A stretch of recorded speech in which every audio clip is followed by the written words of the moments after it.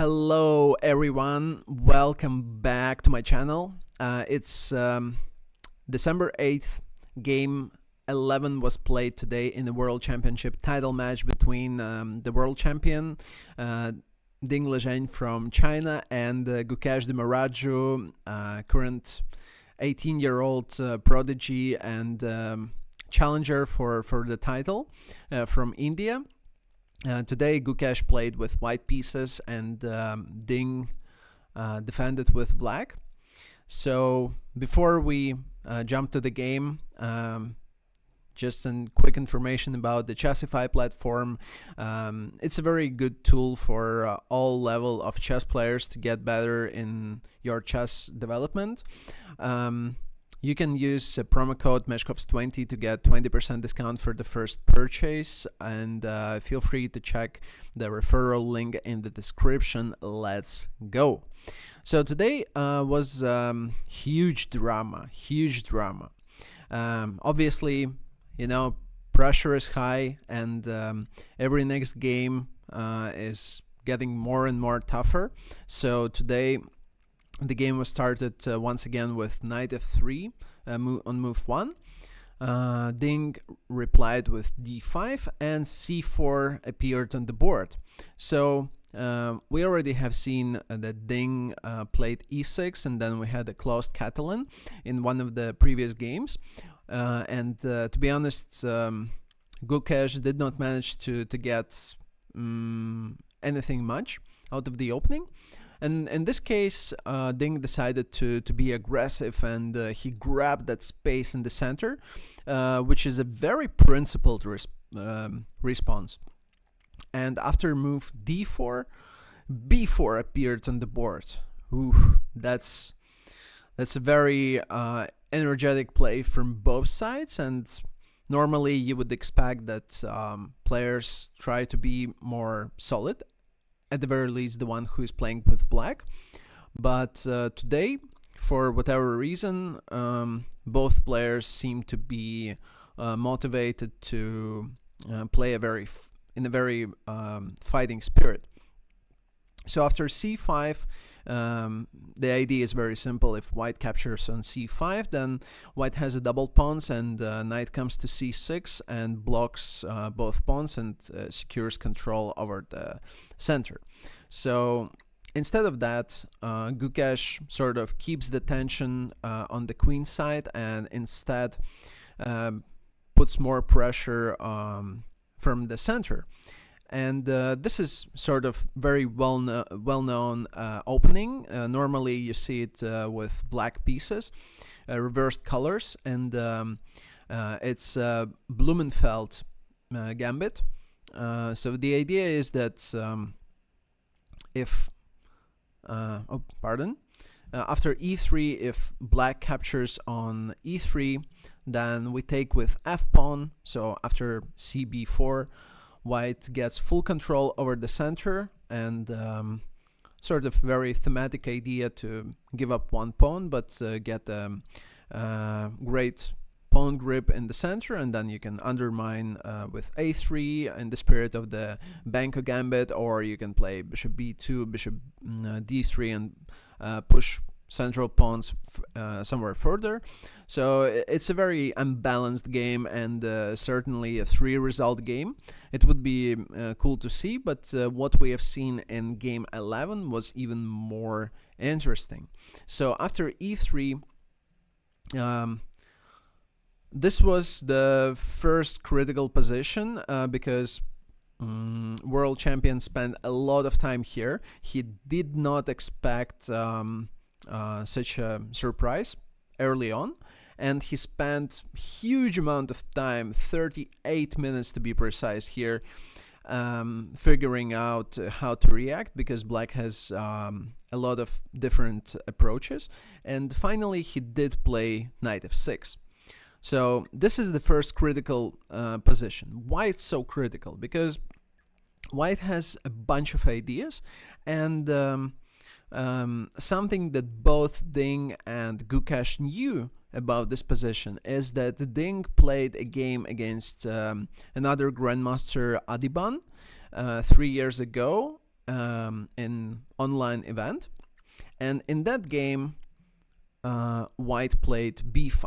So the reason why Ding spent so much time, almost 40 minutes, is that he thought that Gukesh and Gukesh's team, they're going to refer to that game to get some improvement, and the game followed as it looks. So after b5, Ding played knight bd7 3 years ago, and White got pawn advantage, but in return, Black got a lot of activity thanks to both active knights and the queen. And after bishop b2 that was played in the game, Ding replied with a very strong option e5, getting a lot of action with this precise move bishop f5, and after trading, he sort of sacrifice the pawn, but in return he has a perfect grip with perfect activity, and also backward pawn on d5 certainly is a huge problem for White. So he won the game in a good style, and probably he thought that Gukesh found some improvement, and indeed, after knight c5, bishop b2 was played by Adiban 3 years ago. However, the main line goes this way. White usually plays knight b3, and after knight d3, which is the main move, there's trade on d3, so White protects the pawn on c4 and at the same time attacks the queen, and Black defends the queen. So all of that happened in Ding's mind, and he was trying to memorize some of that. He tried to figure out is it working or not for whatever reason. Definitely he went too deep into his thought process, because nothing of that after spending 40 minutes, and that's a huge amount of time, huge. None of that happened because instead of b5, White played move a3, a very rare move. So pretty much at this point, Gukesh says that, okay, you know what, you just spent 40 minutes, cool stuff. I'm really proud for you, but you know, it was completely useless because now I make another move, and you have to deal with a new situation, and you have to figure out how to react on this move. And he played it instantly, so Ding did not even had time to stand up and chill a little bit in his hall where they have room for thinking a little bit apart from the playing hall. So basically, yeah, here also worth mentioning that instead of a3, there is another point that White can play bishop b2, and after d takes e3, f takes e3, we're getting similar type of the main line where White gets the center, and it's a very sharp position in any case. So yeah, basically a3 was played immediately, and Ding spent another 20 minutes, so he was down to 1 hour, while Gukesh barely spent 2 minutes on the clock. Insane time gap. Superb time difference. It was like not always you see, in reality, like super rarely you see someone being stuck on move 5 to make a move for so long. And finally, Ding came up with a conclusion that bishop b4 is the way how to deal with this pressure in the center. So White puts a lot of pressure on these pawns, while he tries to put some pressure from the king side. And Gukesh pretty much blitzed out the next few moves: e takes d4, cd4, and h3. So Ding spends some time here, and he's not really sure whether he has to retreat or trade. So finally he decides to trade, and he plays queen c7 to protect the b7 pawn. So at this point, Gukesh has a significant time advantage. He's like 1 hour 50, while his opponent is down to something like 45 minutes. You have all time in the world, almost. And I'm pretty sure that this was the moment where Gukesh's analysis finished, and because of bishop g4 is the very rare move, and it's already a novelty. So you did not expect this one to be happen, but still, you have to be prepared for many lines. So in this case, Gukesh plays d3, and this is a huge strategic advantage, a huge strategic mistake, because having an advantage here means that you have a very tiny path to actually keeping and playing with this advantage. And the difference here is that White would have to play this very precise move c5, advancing further and also opening up diagonal for the bishop. So the point is, if Black undermines the pawn chain on the queen side, then White can throw a check, and after knight c6 you have a wide choice of options.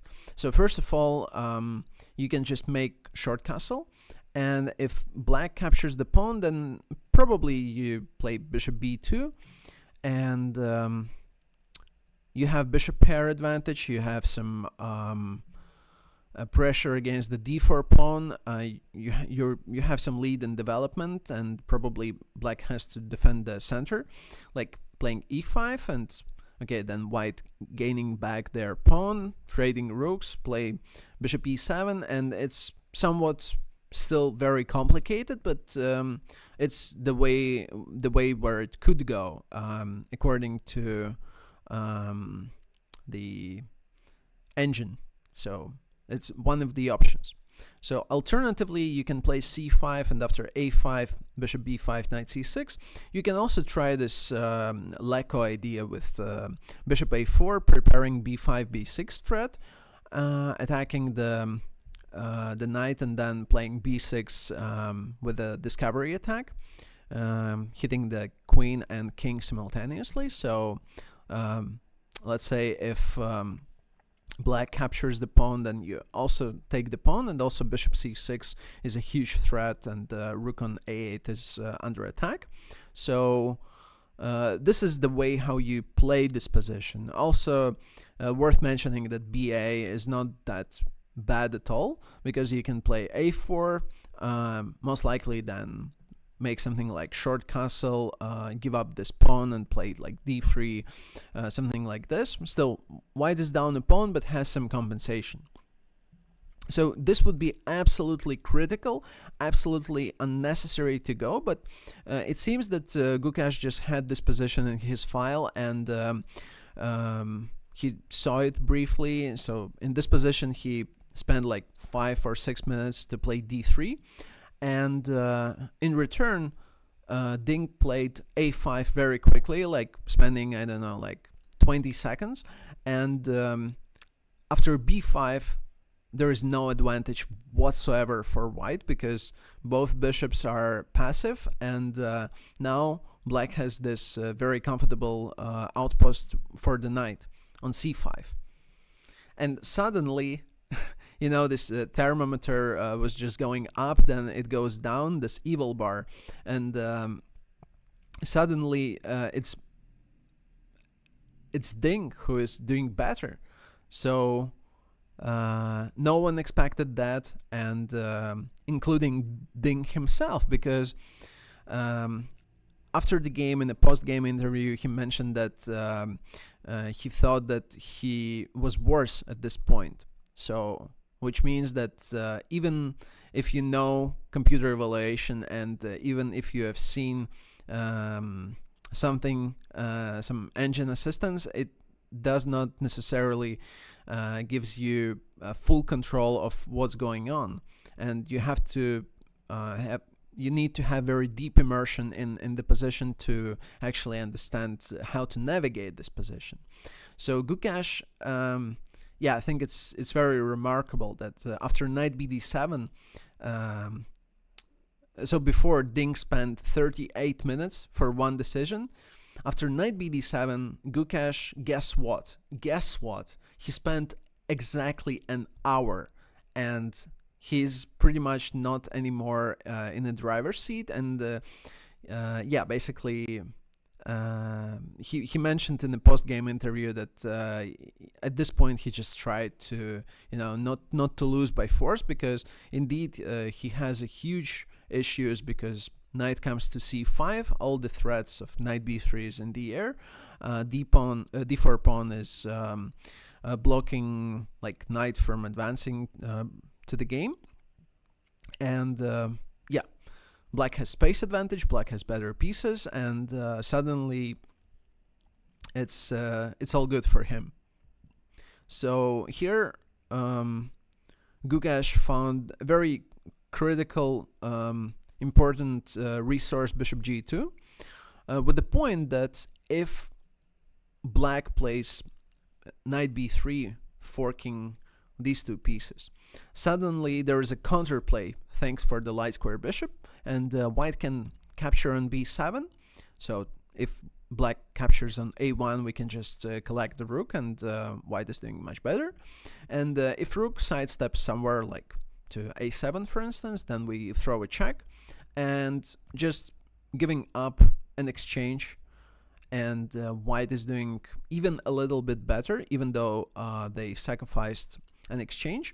But they have bishop pair, also some pawns that may advance in the near future, also some f4 idea, and then you can get this d4 pawn probably, so it would be completely fine. So after bishop g2, Ding figures out that knight fd7 is the right move, and after short castle he plays knight e5. Not a necessary move, but okay, it makes sense, to attack the d3 pawn. However, if you take it immediately, then suddenly white plays queen e4, and there's some problems with pieces coordination, even though it seems that it should be fine, but somehow white is way better developed, and there are a bunch of threats like queen takes b7, f4, and knight's coordination is not really so good. So yeah, instead Ding decided to protect this pawn, rook d8 first of all, and all these threats are in the air. And yeah, Gukesh plays rook d1, which is a mistake, but in such a complicated game where there's no simple move for either side, it's very okay to make inaccuracies and even mistakes, because you can't calculate everything.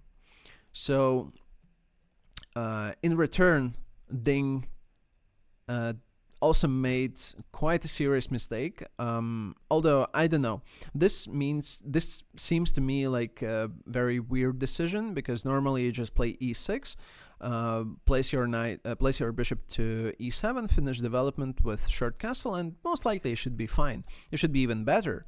It should be even much better. However, yeah, Ding said in post-game interview that he thought that he's even probably he's okay here. That's how the quote goes, and it means that he did not he was not really believing in himself, because objectively after e6 he is much better because of the knights and the center, and I mean everything is just perfect position for black.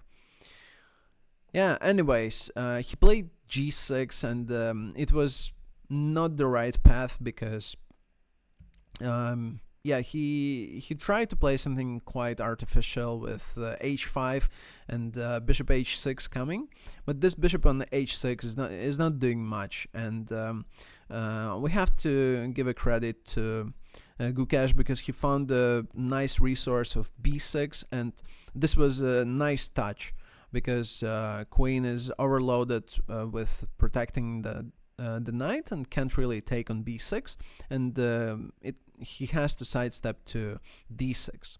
So this is the moment where pretty much it's only move 17, and both players are down to 20 minutes. Gukesh has a little bit less time, only 19, while world champion has 22 minutes. But anyways, it's a rapid game. They have to make 20 moves in 20 minutes, and here the action begins. So white plays bishop a3, sort of pins the knight from this angle. Black does the same from the other side. Bishop c5 happens on the board to freeing up square for the queen. Ding defends his b7 pawn with a knight c6, and Ding mentioned that he missed this knight a3 resource, and he thought that he's in a deep trouble here, although objectively position is still balanced. So Ding so far plays pretty well. He plays rook d7, knight c2 on the board, queen captures pawn, and after rook b1 queen goes back. So a very typical Benoni type of fight where white sacrifice this b pawn, but in return gets the b file and activity, easy play, pressure against the b7 pawn, also putting pressure on a5 pawn, and in some cases even could attack the king. But yeah, of course the main idea is to attack the b7. So short castle was played and knight a1 appeared on the board. So this is absolutely critical position, because knight a1 had a great practical value, because knight is leading to via b3 square to c5, where white maximizes pressure against the b7 pawn, also attacks the d7 of course, and all the pieces are joining the action, and you can't do much against it. However, still it was an important moment to react, as for instance, you can play knight a7. It's not the best option, but it would probably lead to either a repetition, rook b1, knight c6, rook b5, knight a7. That's what Gukesh mentioned in interview.